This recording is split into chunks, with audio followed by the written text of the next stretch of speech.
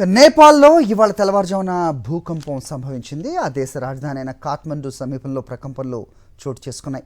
అయితే ఈ భూకంప తీవ్రత రిక్టర్ స్కేల్పై 6.1గా నమోదైనట్టుగా అధికారులు వెల్లడించారు. అంతా ప్రశాంతంగా ఉన్న సమయంలో ఒక్కసారిగా భూ కదలికలు ప్రజలను భయాందోళనకు గురిచేశాయి. ప్రాణభయంతో స్థానికులు ఇళ్లలోంచి బయటకు పరుగులు తీశారు.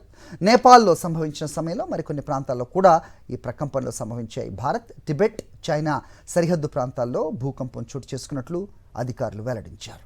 నేపాల్లో ఇవాళ తెల్లవారుజామున భూకంపం సంభవించింది. ఆ దేశ రాజధాని అయిన కాఠ్మండు సమీపంలో ప్రకంపనలు చోటు చేసుకున్నాయి.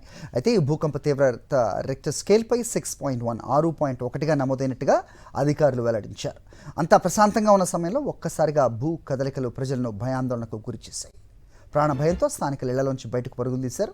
నేపాల్లో సంభవించిన సమయంలో మరికొన్ని ప్రాంతాల్లో కూడా ఈ ప్రకంపనలు సంభవించాయి. భారత్, టిబెట్, చైనా సరిహద్దు ప్రాంతాల్లో భూకంపం చోటు చేసుకున్నట్లు అధికారులు వెల్లడించారు.